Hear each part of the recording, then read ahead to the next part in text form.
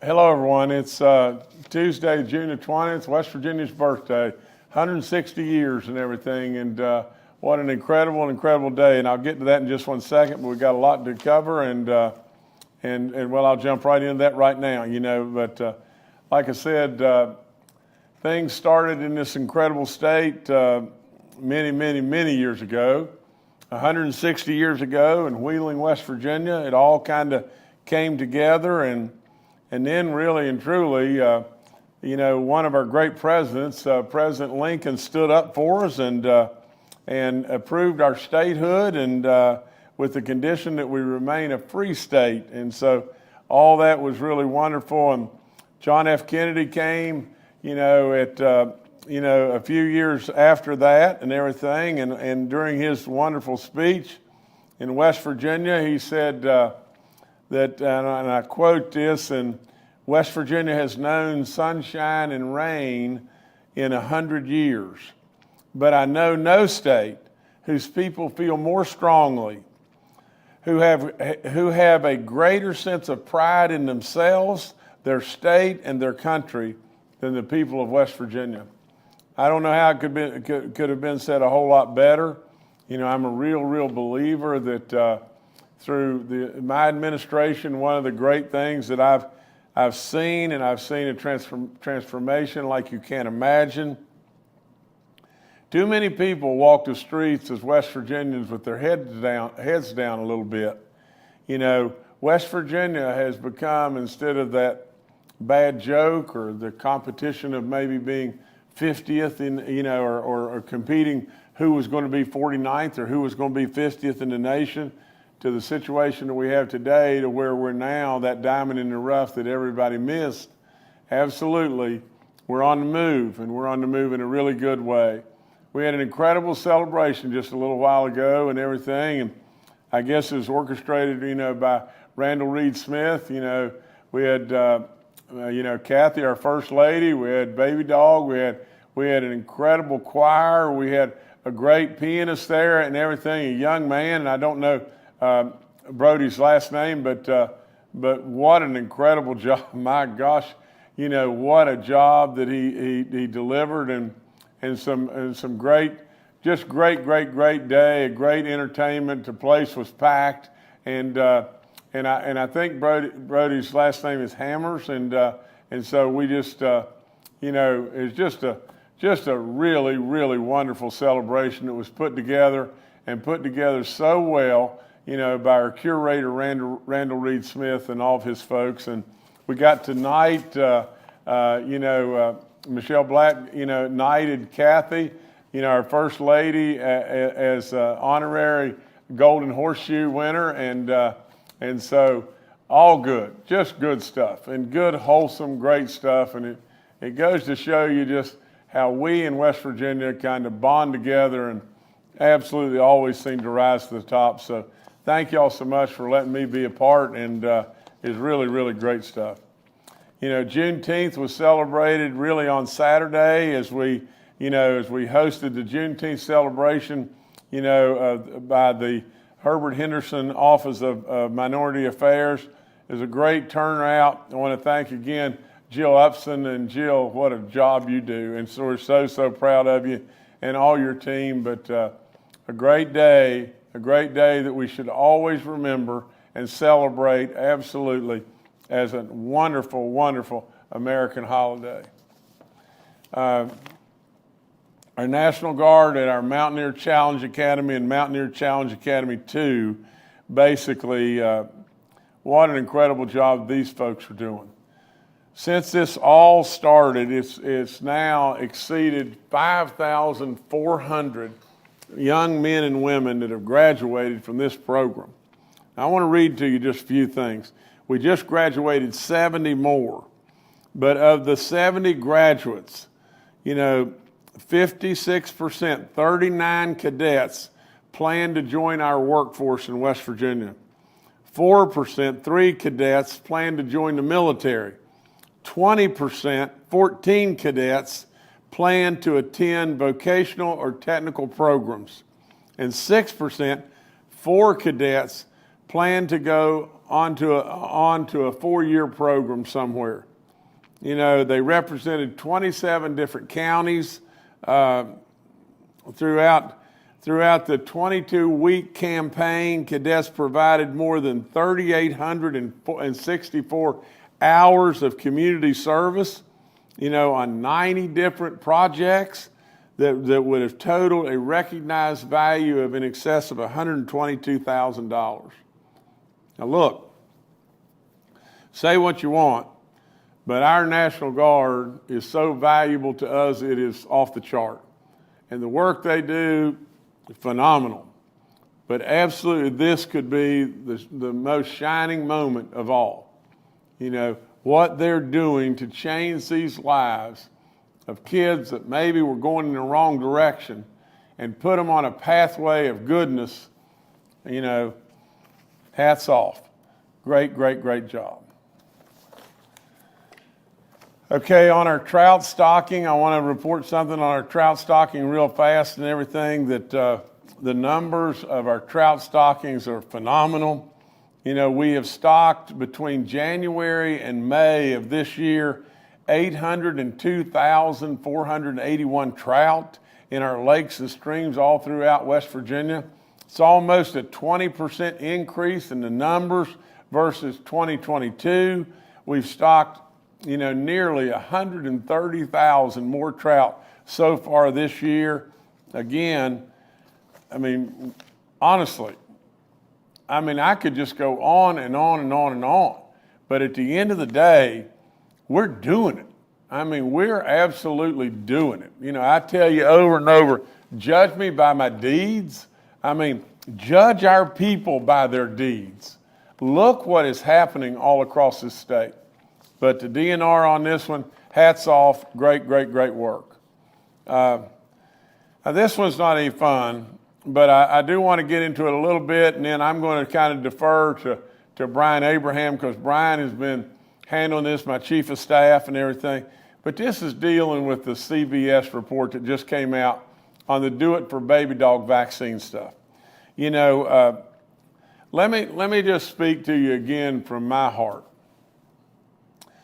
There was a time right in the middle of the vaccine stuff that we kind of hit a wall, and the number of people that were getting vaccinated really, really slowed down.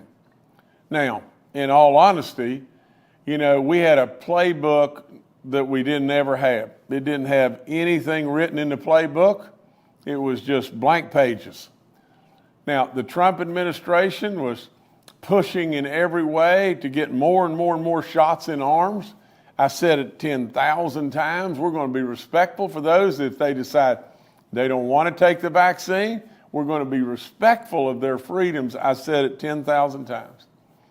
But everyone was pushing everybody to try to get more and more and more vaccines in people's arms. Now, what's been reported here is nothing other than 18-karat garbage. You know, it's been reported that we were under investigation. That's completely wrong. You know, we received a subpoena to supply information. We supplied it all. You know, anybody in their right mind, you know, would have a hard time saying the program was not real, it was not effective. Well, of course it was effective. It's difficult to measure. Of course it was difficult to measure. But we did get a lot more people vaccinated, and we did things that were just going on. We were late to the party on this. We had many people come out and say, why don't you do what Ohio's doing? Why don't you do what this place is doing? You know, they're giving away this, they're doing this and everything else to incentivize. And so we did. And we had some great winners and everything, and we had some fun with it, but we got a lot of people across the finish line. And there's no question in the entire world, no matter what anybody says, there's no question that we saved a bunch of lives too. Now, we led the way. We led the way in making a decision to move, and to move quickly with our nursing homes and get shots in people's arms and everything. And this state led the way. You'll never in a billion years, you'll never, no matter what, get me to be ashamed of anything that we did. All I would ask people to do, and I welcome criticism. I do. I welcome good or better ideas all the time in everything I do. But I don't welcome people that are reporting things that are driven by one thing and one thing alone. And that is, Justice is running for the Senate. And it is probable that he's going to win. And if he wins, we're going to flip control. And we're going to lose our grip as Democrats, the control of the Senate. And I would say to you, and I hate to say this in these words and everything, but you're dadgum well right that I'm going to win. And absolutely, as I win, we're going to flip control of the Senate. You can write it and mark it down. We're going to flip control and take control of our country and put it back on the right path. The right path. All this crazy stuff that's going on, all the wokeness in the schools, all the border issues, the Afghanistan debacle, inflation running completely out of control, and interest rates just eating us alive. All these things, we're going to take control and we're going to change the landscape. That's all there is to it. It is the only reason that I've decided to do this, because at this point in time, somebody's got to step up. And it just so happens that it's probably, the era on this one is pointing at me. Are you going to step up or not step up, Justice? And so that is the very reason, and that's all there is to it. So with all that being said, I'm going to pass to our Chief of Staff, and he can report to you about this ridiculous reporting. And then the thing, I guess, I would like to read this to you real quick and say that,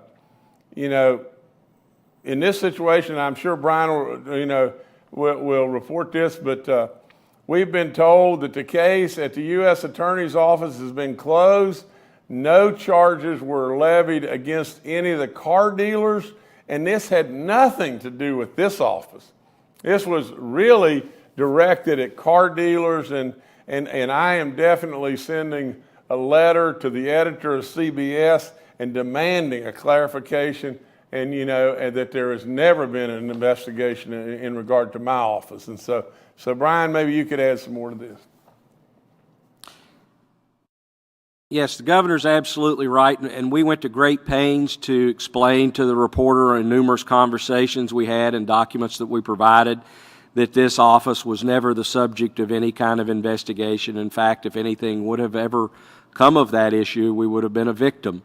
But in truth, the evidence was shown, and I believe the car dealers likewise were able to establish that premium packages that were placed on the automobiles after they were received at the dealership, such as the lift kits on the trucks or ultra packages that were on a couple of the cars, that those were the prices that would have been paid at the car dealership as anybody walking off the street and buy the car.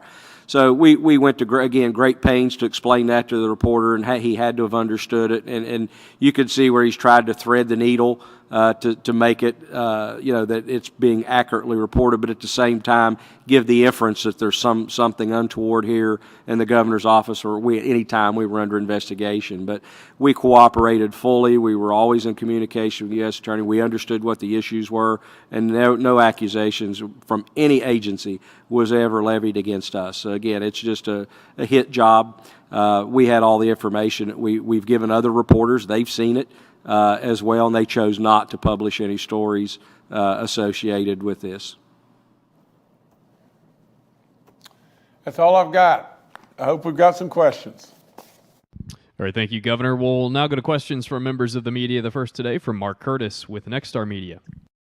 Yes, Governor, I'd like to follow up on this, and Brian may want to weigh in as well. Obviously, we did a localized version of this story yesterday, and appreciate Brian weighing in with some quotes from your office. So we had some balance to the story, and I hope fairness. But this is the thing. You contact the U.S. Attorney's Office, and they always say, we cannot comment we can never confirm or deny the existence of an investigation or something they look into. And I'm wondering if you guys might be willing to request that U.S. Attorney Will Thompson release a statement saying that his office looked into the matter and that the case closed. Nothing was found. Because we're having trouble getting that from them. Well, Brian, you're going to have to weigh in on this because you're the chief of staff and legal counsel and whatever. But Berkeley as well.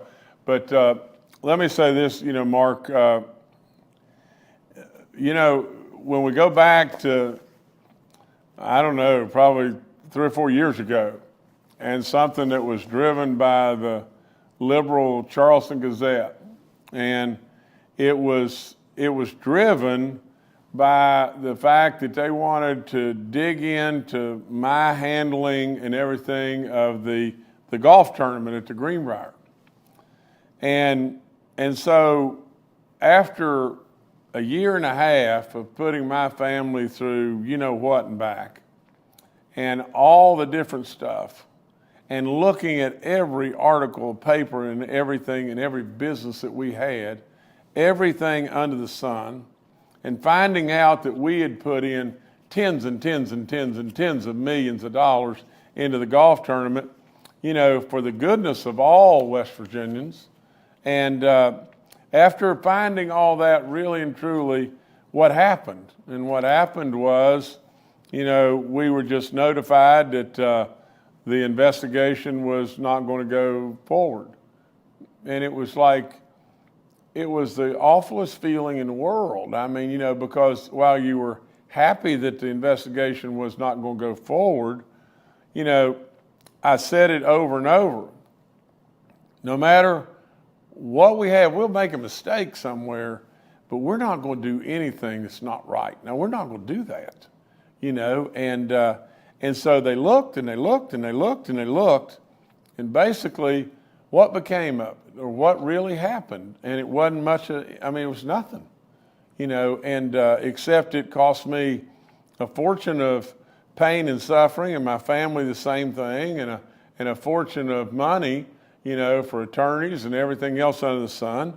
And at the end of the day, basically what happened was, well, we really don't have anything to go forward on, and in this situation, I think, Brian, you should explain that this was about the car dealers. This wasn't about the governor's office. There's no point in anybody reporting that this was about the governor's office. For crying out loud, that is so out in left field, it's unbelievable. In fact, Mark, a lot of the incentive things that, that were out there, you came up with. And we absolutely listen. I want to learn from anybody and everybody. And, and we took a lot of your ideas and ran with them. And we had a lot of good success. And so, Brian, maybe you can add to that. Yeah, yes, Mark. Before coming to the governor's office, when the governor took office originally in 2017, I had almost 2 decades of practicing law in southern West Virginia, evenly split between being a prosecuting attorney and being a defense attorney. I've known Will Thompson for that entire time and have a great deal of respect for him. Unfortunately, the no comment is a DOJ policy and not something that he's choosing to do. In fact, I've had several conversations with him, and I get the sense that he's frustrated by the inability to speak out in this matter, given the media attention it's gotten of late. And I think we all understand the politicization of this. Again, as the governor's pointed out, there is absolutely nothing that this office was accused of doing. The reporter makes, again, an inference by simply saying, we got a subpoena. A subpoena is only a request for documents, and that's something we would have provided if they just called us on the phone and said, hey, can you give us that information? We would have been more than fully willing to cooperate. So again, just the receipt of a subpoena in no way infers that a person has done something wrong and is under the investigation themselves. There was a question as to how much was charged for the vehicles. I think that was fully answered once they received the information, and it's our understanding and talking again and cooperating that the matter's been concluded. And Brian, I think you really need to add something about the lady that was interviewed, and this was on Fox 59, but Okay. She was interviewed.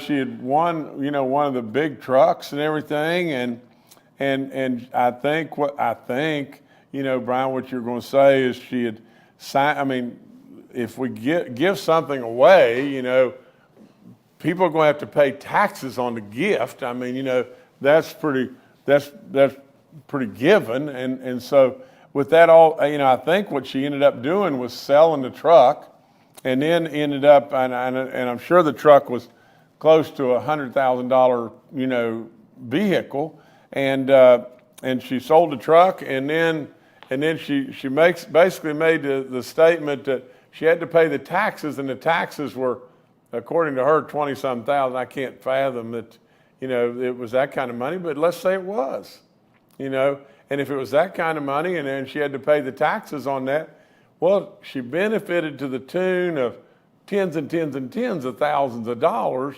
And I would think in life you'd be happy about that, but she said, the next time somebody wants to give me something, I'm going to say, no, thank you. Well, I mean, think about that deal, but Brian, go ahead.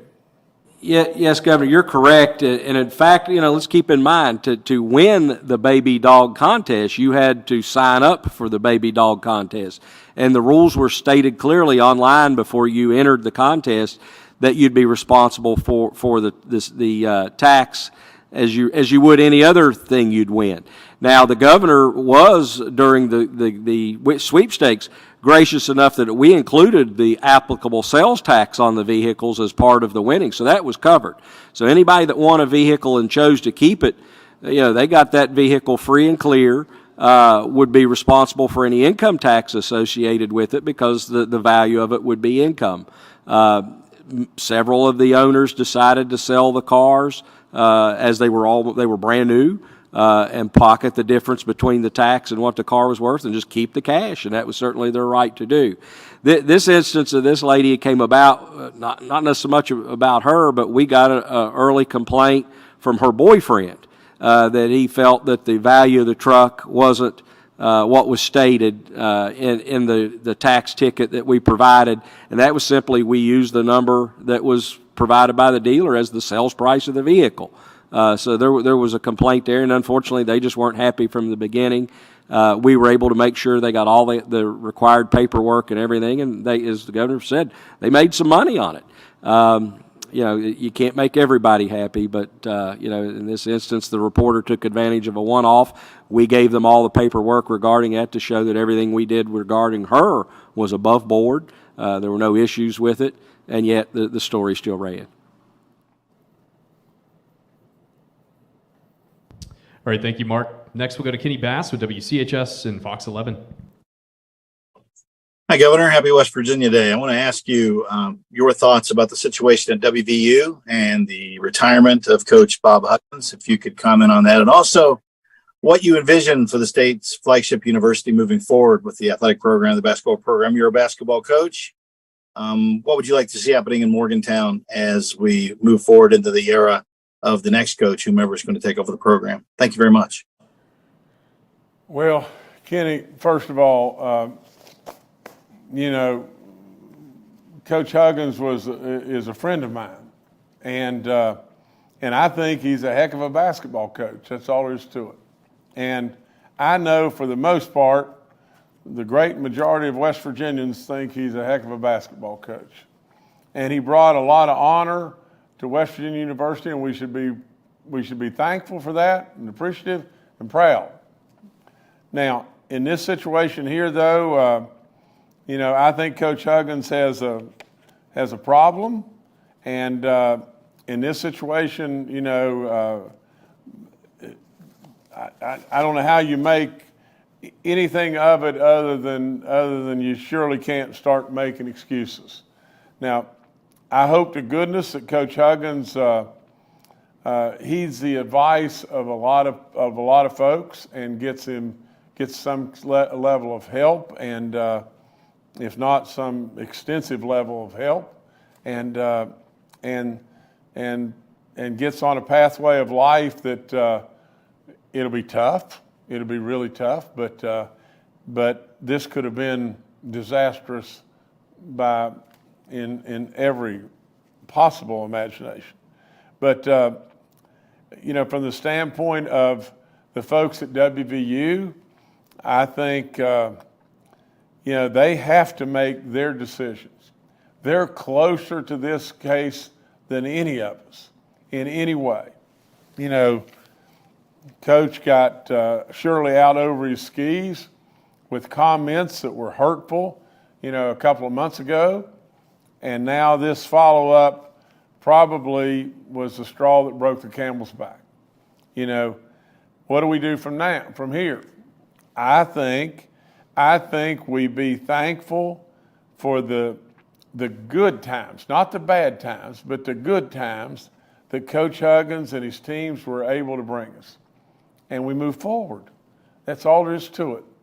I am absolutely confident that the folks at WVU, will select a successor, and I am absolutely confident that we will absolutely bounce back as West Virginians do over and over and over.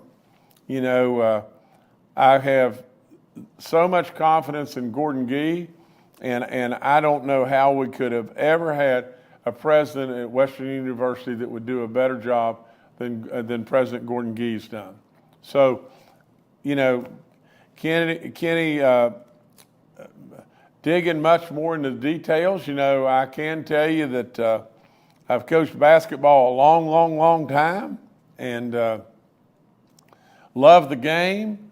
And I can tell you without any doubt there was a lot of games we notched up in the win column with teams that maybe didn't have anywhere close to the talent that the other team, that we were playing against had. But at the end of the day, it's really, really, really tough to think, of the magnitude of just what could have happened here. What could have happened, would have been a terrible accident that maybe killed some kids or whatever it may be, and or God forbid, even Coach Huggins. And so with all that being said, I think now, Kenny, what we have got to do is what we always do in West Virginia, and that is keep heading north. And with that being said, West Virginia University is bigger than any one of us. And absolutely, it will absolutely continue to run, and it will run very, very, very proudly. So I just look forward to the next day.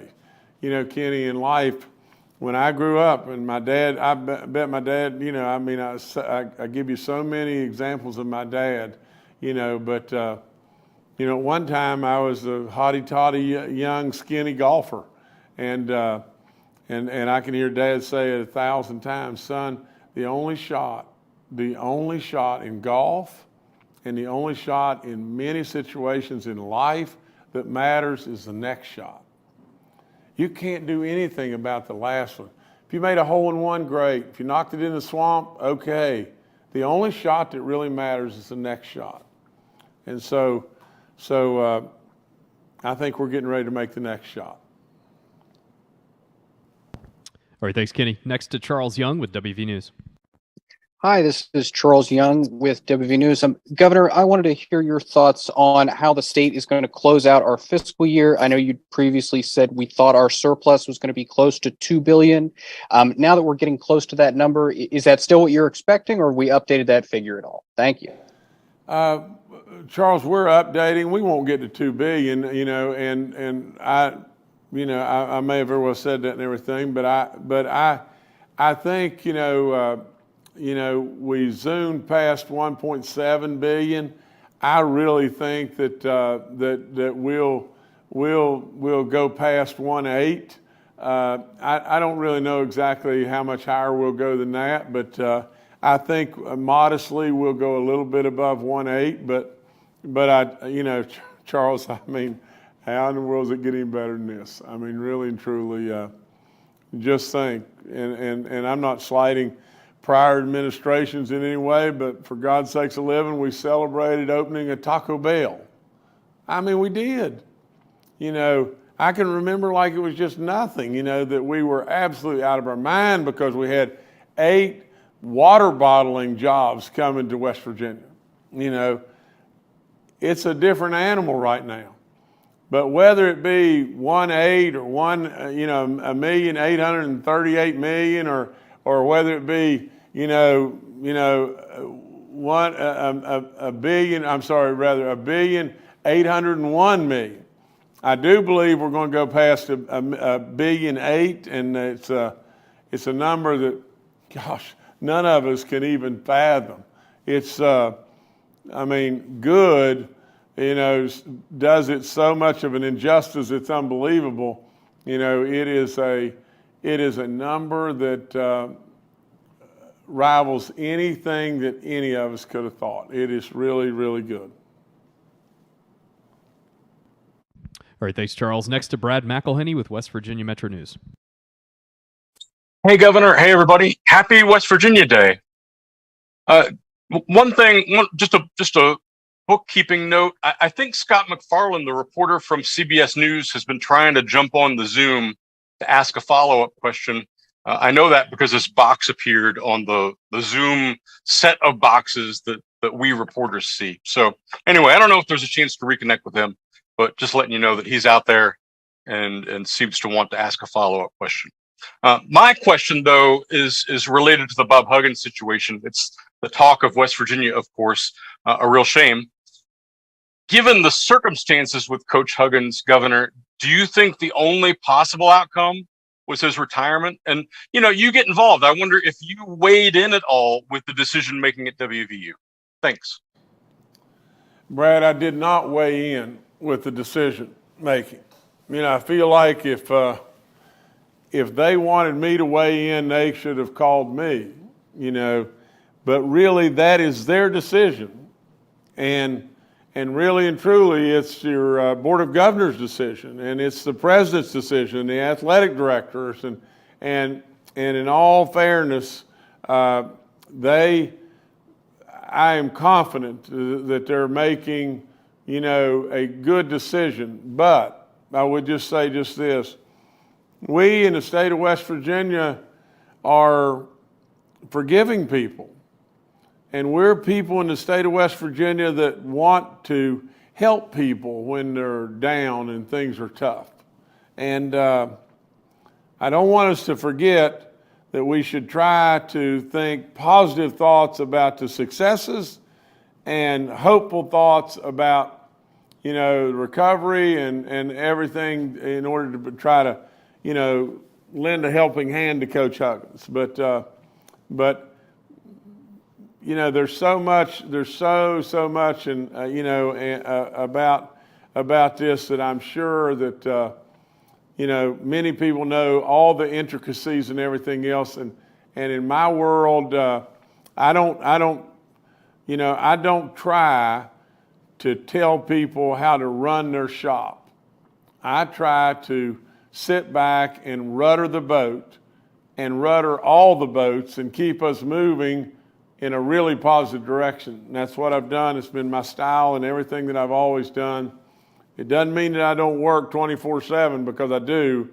I meet up with it and I love it, and I love it teetotally to death. But in this situation, I would have gladly discussed it with anybody, but I did not feel that it was appropriate for me to intervene in opinion when it would have taken a long, long, long time to have gotten caught up on all the details, and then I would have never known them. There's no way in the world that I could have known what all the powers to be knew. All right, thanks, Brad. Governor, back to you. Well, the only thing I'd say is this, and I want to just touch on this, and this is not. Listen, and you can tell. If I get upset, you can really, really tell. And I'm not upset in any way. I'm not vocal about this, but I just want to say just this.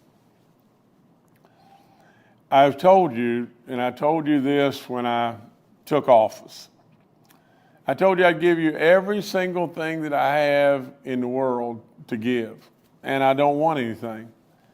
And I've not taken a thing, and I told you that I'd tell you the truth, and I've told you the truth. And I can tell you that, for all practical purposes, my family has ruddered the family businesses, and they continue to do just that. I can tell you that along the way, it's natural that people can take advantage. They can.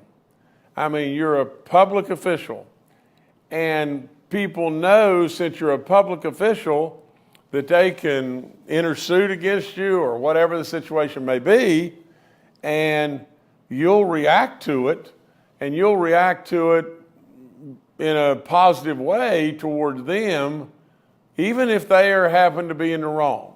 And I'm not saying by any stretch of the imagination that our companies or our family is perfect or right and right and right. I'm not saying that. I'm just saying that it's easy to catch a lot of errors because you're a public official. I would say to all of you just this, that absolutely our companies and our family will always meet our obligations and do what's right. While it may look, overwhelming, and surely I can positively guarantee you that, days are, you have tough days, and not from my standpoint, my children's standpoint. They have really tough days and they have better days. But with all of that, I would say, for God's sake for living, let them handle their own private matters. Let them handle their matters and see at the end of the rainbow how they work out. If they don't involve anything whatsoever to do with the governor's job, or they don't have anything to do with you, the media, they don't have anything to do, with anybody like that, then let them handle their job. I will promise you without any question under the sun, my entire focus has been, and it will continue to be, my entire focus has been one thing, and that's be your governor. Be your governor. Don't take anything. For crying out loud, we've almost batted a perfect game. We have done it over and over and over, no matter what it is. I absolutely wanted greatness for Toby and Edith, the voters. And that's what I'm going to continue to do. Absolutely, I do it every day. Sure, it hurts some that I'm not available or not there to help my son and daughter and everything. Sure, it hurts. Sure, it hurts from the standpoint that you draw an investigation that took unbelievable amounts of time and effort that was, on our family. And sure, it was all kinds of stress and everything. And sure, it costs lots and lots and lots of money. And then when they don't find a thing, you feel real empty, But through all of that, I've done one thing, and one thing that I'll continue to do. And that's this. I absolutely will put at the top of the realm the fact that I'm going to be your governor. I'm going to do the right stuff for Toby and Edith, and I'm going to keep on doing it. As we go forward, I would just say just this. I've said many, many times, judge me for what I'm doing as your governor. Absolutely leave our family's business to my son and daughter. Let them do their job. And at the end of the day, see where it comes out. If you want to, write it down and put it in a box. I have said that to many basketball teams. You got a problem today, write it down and put it in a box. Make a commitment you're not going to go back to look at it for 2 weeks. And when you go back in a couple of weeks to look at it, I'll bet you, and I'll promise you, with my family's businesses, when you go back and look, you're going to say, well, dag, they got all this worked out. Everything's fine and dandy. What in the world were we doing? Why were we occupying time Now, and just let me end by just saying this. You know, I have decided to run for the Senate. Now, just think about it. Why did I do that? And I did that because, first and foremost, I'm a patriot. I'm a guy that's going to tell the truth. I'm a guy that doesn't want anything. Absolutely, I do think I can make a real difference. And I do think I'll win. Now, with all that going forward, if we can't do that and we want to just come up with whatever it may be to throw a rock here or there, you've got to always remember just one thing, and that's just this. Whether it be out of the clear blue nowhere, we get sued by the DOJ or by OSM, think about that for a second. You know, I can tell you without any question, and this is exactly what my son has told me. He said, you know, a couple of months prior to the suit, they all met down on one of our surface mine operations in Logan County, 15 people from OSM, and they said, we came here thinking things were in bad shape, and everything here is in great shape. And Jay then turned to him and he said, why don't we just get together and work out any differences we have? We'll do it, Jay. We'll do it. And then the higher-ups even beyond that wrote or emailed back 2 weeks before the lawsuit was filed and said, everything's tracking good, we're going to get together, we're going to work all this out, and then we get sued. Now, why in the world would that have happened? And why would it have happened just like that? I guarantee you, without any doubt in the world, the Biden administration knows that I'm coming to the Senate. It's going to flip the entire Senate. And absolutely, when we do that, the Republicans are going to take control of the Senate. And God knows we need to do exactly just that. So what does the Biden administration do? Exactly what they've done against President Trump. They weaponize agencies to come after you. That's exactly what happened there. And how in the world could CBS do what they've done? The same thing. The liberal media is knowing that I, of all people in the world, and I find it dumbfounding, but Jim Justice, of all people in the world, is going to hold the key with his success in winning the Senate position, the key to flip the whole U.S. Senate. So what do we got to do? The liberal media's got to do. They got to beat up Jim Justice. That's what this whole thing was about. This thing was absolutely a slanted report. And I had a lot of respect for Scott, a lot of respect. But that's exactly what this was. Absolutely. If you go back in time to when we were running, you know, the COVID situation, trying to get people vaccinated, the Trump folks were pushing like crazy. We were on briefings over and over and over and over and over with the president and everything. We were trying to get more and more and more people vaccinated and everything. You know, the Trump administration, my administration, all of us were trying to work hand in hand over a playbook that had nothing in it. Nobody knew exactly what to do. But anybody on this planet that wouldn't give Trump an incredible amount of credit for how they handled that, you know, in the warp speed, you know, era of absolutely putting together vaccines and giving us the opportunity to have those vaccines in a very, very quick manner and everything.